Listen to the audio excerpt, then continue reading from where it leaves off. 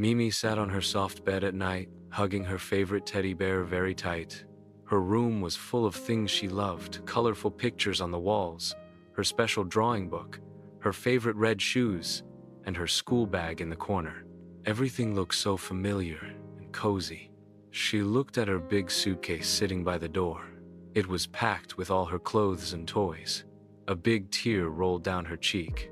"I'm going to miss our home so much," she whispered to her teddy bear. "But don't worry, you're coming with me on this big adventure. We'll stay together no matter what happens." Her teddy bear seemed to smile back at her with its button eyes. Very early in the morning, when the sun was just starting to wake up, Mimi and her mama climbed into a bright yellow taxi. The streets of Kolkata were coming alive with honking cars, blinking lights, and people selling hot tea from little carts. The city smelled like flowers and spices. Mimi pressed her nose against the window and watched everything go by. Her heart felt heavy like a big rock. She didn't want to talk much. She just held her teddy bear on her lap and watched her beloved city slowly disappear. At the big, busy airport, Mimi followed her mama through long lines of people. Everyone was rushing around with their suitcases. The sounds were loud and confusing. Mimi kept turning around to look back, trying to see her city one more time through the big glass windows. "I promise I'll come back to visit you someday," she whispered, making a special promise to her home. The airplane was huge and made loud, whooshing sounds. Mimi had never been on a plane before. She sat by the small round window and looked down at the fluffy white clouds floating like cotton balls in the blue sky. The flight felt like it took forever. Mimi was tired, and her tummy felt funny. Her teddy bear sat right beside her in the seat, and she imagined it was smiling to make her feel better. Up in the sky, there were no sounds from the city below. No cars honking, no people calling out, no familiar smells of home, just the quiet hum of the airplane and endless white clouds stretching everywhere. When they landed in Dubai, Mimi found herself in the biggest building she had ever seen. The airport was like a giant maze with shiny floors and tall ceilings. People were walking fast in every direction. Her mama and papa had walked ahead to talk to some airport workers. Suddenly, Mimi looked around and couldn't see them anywhere. Her heart started beating very fast. She felt scared and alone in this big, strange place. Tears started rolling down her cheeks. She hugged her teddy bear tight and closed her eyes. Then something magical happened, something that had never happened before. Her teddy bear spoke to her. Its voice was soft and gentle, like a warm hug. "Don't cry, Mimi," the teddy bear said kindly. "You're not alone, sweetie. I'm right here with you, and I'll always take care of you." Mimi opened her eyes wide. She stopped crying and felt a warm feeling in her heart. She wiped her tears with the back of her hand and looked around. She didn't feel frozen with fear anymore. A few minutes later, her mama and papa found her. They were very worried and gave her big hugs. "We're so sorry, Mimi. We should have held your hand," her mama said. But Mimi felt calm and brave now. She knew that her special teddy bear friend was always with her. After the long journey, Mimi finally arrived in Leeds, England. Everything looked completely different from her warm, colorful home. The air felt cold and made her shiver. The sky was gray like a big blanket, and tiny raindrops fell gently from the clouds. "They say it rains a lot here," her papa said. As they walked to their car, Mimi noticed how quiet everything was. There were no cars honking loudly, no people shouting to sell things, no little tea shops on every corner. It felt so different and strange. She saw something amazing, a traffic light where people pressed a button and waited patiently for it to turn green. That was very different from home. Then a big red bus with 2 whole floors drove past them. Mimi stared at it with wide eyes. "Look, Mimi," her mama said, pointing excitedly. "It's a double-decker bus, just like in the picture books." Even though everything was new and interesting, Mimi didn't feel excited. Her mama kept smiling and pointing at different things, but Mimi just nodded quietly. Everything felt too strange and unfamiliar. Later that day, they walked down the street near their new house. It was almost empty, No children playing games, no voices calling out, just the sound of their footsteps on the sidewalk. Mimi held her teddy bear close to her chest and whispered to it quietly, "Are you still there, Teddy? Can you talk to me?" But this time, her teddy bear stayed silent. She tried whispering again, but there was no answer. It was just a regular stuffed toy again. Mimi felt a little sad that her magical friend had become quiet. To cheer Mimi up, her mama and papa took her to a big, bright shopping mall.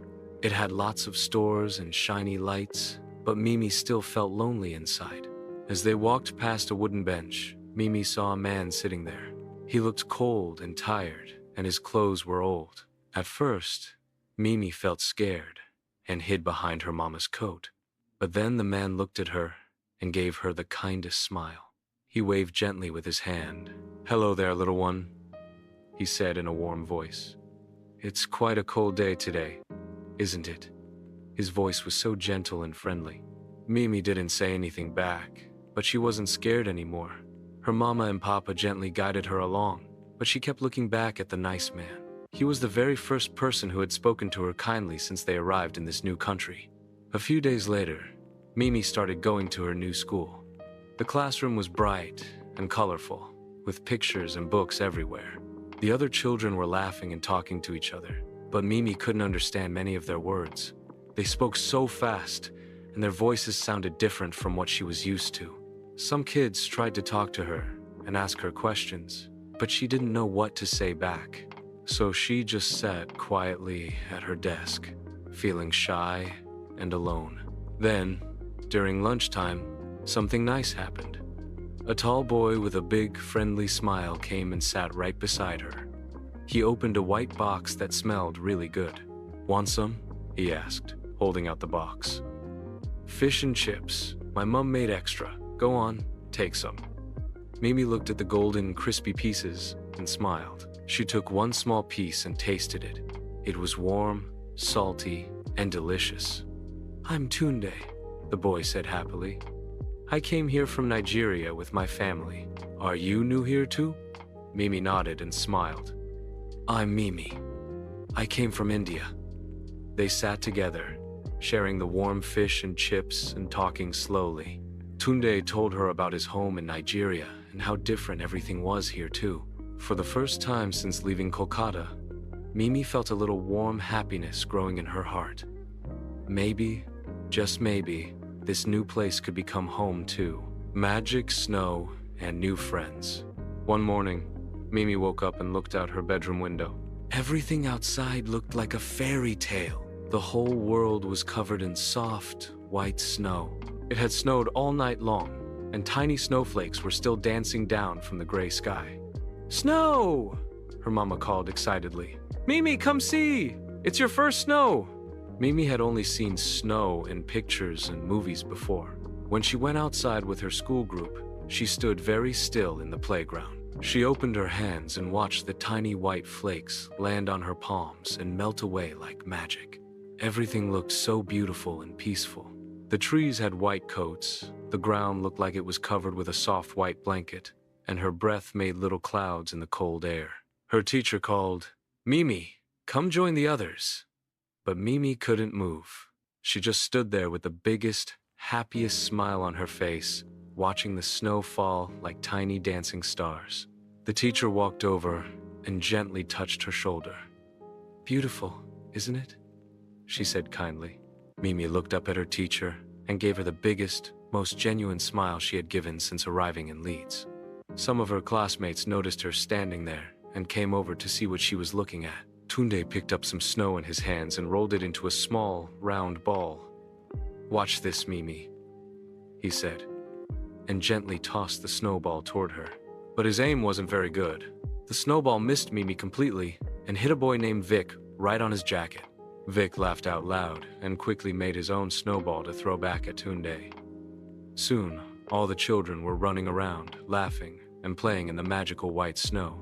They were making snowballs, trying to catch snowflakes on their tongues, and sliding on the slippery ground. For the first time since leaving her home, Mimi felt like she truly belonged somewhere. She was part of something fun and special with her new friends. Bringing home to a new place. A few weeks later, it was time for Durga Puja, Mimi's most favorite celebration from back home in Kolkata. Every year, her city would come alive with beautiful music, delicious food, bright, colorful lights, and thousands of people celebrating together. There would be huge, gorgeous statues of the goddess Durga decorated with flowers and gold. But here in Leeds, everything was quiet. There were no drums beating, no songs in the air, no crowds of happy people. Mimi felt a deep sadness in her heart. She missed the sounds, the smells, and the excitement of her favorite festival. Her mama and papa searched and searched until they found out about a small Durga Puja celebration organized by other Bengali families living in Leeds. It was being held in a school gym, and it wasn't very big. Only a few families came, but everyone was trying their best to make it feel like home. They had set up a small, beautiful statue of Ma Durga and decorated it with orange and yellow flowers. There was some traditional music playing softly, and someone was cooking traditional food that smelled like home. "Look, Mimi," her papa said. "They're having a drawing competition for all the children." Mimi looked at the table full of colorful crayons, markers, and white paper. Slowly, she walked over and picked up some crayons. She closed her eyes and tried to remember everything about Durga Puja back in Kolkata. She remembered the bright lights that made everything glow like stars. She remembered the beautiful face of Ma Durga with her kind eyes and gentle smile. She remembered the red and gold colors, the smell of incense, and the sound of drums. Slowly and carefully, Mimi started drawing. She drew the goddess with flowing hair and beautiful clothes. She colored everything with bright reds, yellows, and golds. She drew little lights all around the picture to show how magical and bright everything looked back home. When she finished, her drawing was full of love, memories, and all the colors that made her heart happy. When the competition results were announced, the organizer called out, "First prize goes to Mimi." Everyone clapped and cheered for her. Her mama and papa hugged her tight and told her how proud they were. Some of the other Bengali aunties and uncles came over to look at her beautiful drawing and smiled warmly at her. Mimi looked at her drawing again. Even though she was far away from Kolkata, she realized that she could bring the love and memories of home with her wherever she went. And maybe, just maybe, she could create new beautiful memories in this new place too. She hugged her teddy bear tight and whispered, "We're going to be okay here, aren't we?" And even though her teddy bear didn't talk back with words, Mimi felt a warm feeling in her heart that told her everything was going to be just fine.